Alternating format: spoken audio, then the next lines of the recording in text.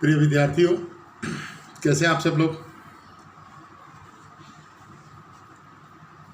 आज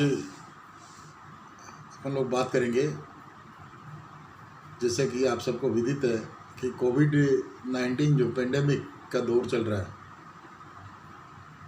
भारत के अंतर्गत, ये लहर चल रही है। एक तरह का यूँ कहें कि महामारी का संक्रमण ज़बरदस्त तरीके से फैल रहा है।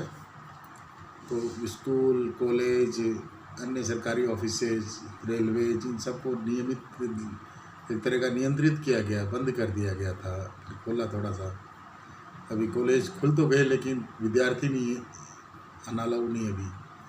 तो विद्यार्थियों की पढ़ाई का नुकसान ना हो, इसके लिए राज्य सरकार के निर्देश हैं कि आपको हम कुछ पाठ्यक्रम की पाठ्य वस्तुएँ ऑनलाइन वीडियो के माध्यम से या ई कंटेंट के माध्यम से आपको उपलब्ध करवाएं। जैसा कि अपनी पिछली क्लास में हमने बात शुरू की थी भारत के संविधान को लेकर के।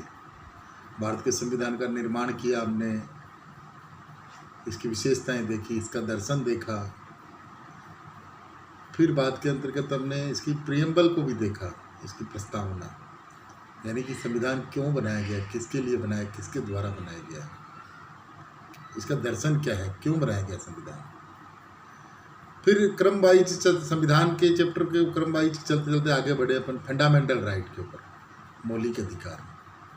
क्योंकि फंडामेंटल राइट्स के संदर्भ में मैंने पहले भी आपको एक बार कहा था, हर क्लास में मैं कहता हूँ कि भारत के नागरिकों के मौलिक अधिकार तमाम भारत के नागरिकों को जानने के लिए अति आवश्यक है। और आप तो राजनीति विज्ञान के विद्यार्थी हो, आपकी दोहरी जिम्मेदारी हो जाती है कि आप भी इन अधिकारों के बारे में जानो और दूसरों को भी बताओ कि ये आपके अधिकार हैं। अगर आपको खुद को ही नहीं पता होगा तो दूसरों को क्या बताएंगे अपन। तो मौलिक अधिकारों की बात के अंतर्गत जो पूर्व अपनी क्लास थी उसमें अपन ने एक फंडामेंटल राइट की बात की थी, राइट टू इक्वलिटी, समानता के अधिकार की। आज अपन दूसरे मूल अधिकार की बात करेंगे जो है स्वतंत्रता का अधिकार, स्वतंत्रता अधिकार, right to freedom, right to freedom. इसकी बात आज अपन करेंगे विद्यार्थियों। जैसा कि स्वतंत्रता के बारे में अपन बात करते हैं तो स्वतंत्रता व्यक्ति का जन्मसिद्ध अधिकार है। जैसे कि आज़ादी के आंदोलन में लोकमान्य तिलक ने नारा दिया था कि स्वतंत्रता मेरा जन्मसिद्ध अधिकार है। वो नारा उन्होंने यूँ नहीं दे दिया था, ये वास्तविक है। वो एक दार्शनिक थे लोकमान्य तिलक। दर्शन ये कहता है कि मनुष्य जन्मा है तो वो स्वतंत्र होना चाहिए, वो गुलाम नहीं होना चाहिए, पराधीन नहीं होना चाहिए, परतंत्र नहीं होना चाहिए, स्वतंत्र होना चाहिए। ये दर्शन है, ये प्राकृतिक अधिकार है, नैसर्गिक अधिकार है स्वतंत्रता व्यक्ति का। भारत के संविधान के निर्माण के समय में जब फंडामेंटल राइट्स, मौलिक अधिकारों की जो समिति थी, पंडित नेहरू जिसके चेयरपर्सन थे, इन प्रत्येक अधिकार के ऊपर संसद में, पार्लियामेंट में बहुत बहस हुई, संविधान सभा के बीच में। फिर निचोड़ निकाल करके, पूरा निष्कर्ष निकाल करके फंडामेंटल राइट्स को लिपिबद्ध किया गया।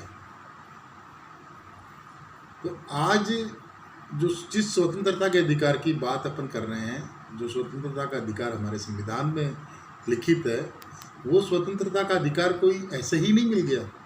ये बहुत विचार, मंथन, रिफाइंड होने के बाद में संविधान में लिपिबद्ध हुआ है।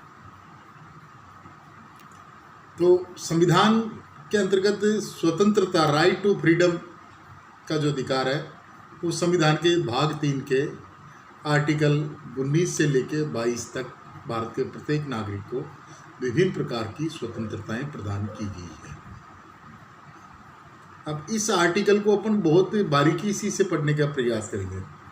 जैसे कि आर्टिकल 19 जो है, आर्टिकल 19 जो है वो विभिन्न प्रकार की स्वतंत्रताओं की व्याख्या करता है। आर्टिकल 19 के भाग हैं, आर्टिकल 19 का अर्थात 19 का 1 नंबर का भाग, वो भारत के प्रत्येक नागरिक को विचार और अभिव्यक्ति की स्वतंत्रता प्रदान करता है। कि आप कुछ भी विचार कर सकते हो, कुछ भी आप बोल सकते हो। ये आपको स्वतंत्रता भारत का संविधान प्रदान करता है। संविधान के भाग 3 का अनुच्छेद क ये आपको प्रदान करता है। लेकिन आप कुछ भी सोच सकते हो, कुछ भी बोल सकते हो, इसके ऊपर नियमितताएं भी है। मैं बार बार हर क्लास में आपको ये बताने की कोशिश करता हूँ कि जो अधिकार दिए गए हैं वो अनियंत्रित नहीं है, अनियमित नहीं है, उन पे नियंत्रण है। क्योंकि जो स्वतंत्रता आपको दी गई है वही स्वतंत्रता दूसरे को दी गई है, और आपको अपनी स्वतंत्रता का उपभोग करते हुए दूसरे की स्वतंत्रता को बाधा पहुंचाने का कोई हक नहीं है। तो आपको विचार और अभिव्यक्ति की स्वतंत्रता प्रदान की गई है आर्टिकल 19 क के अंतर्गत। दूसरा है आर्टिकल 19 ख। इसके अंतर्गत अस्त्र शस्त्र तथा शांतिपूर्ण सम्मेलन की आपको स्वतंत्रता दी गई है।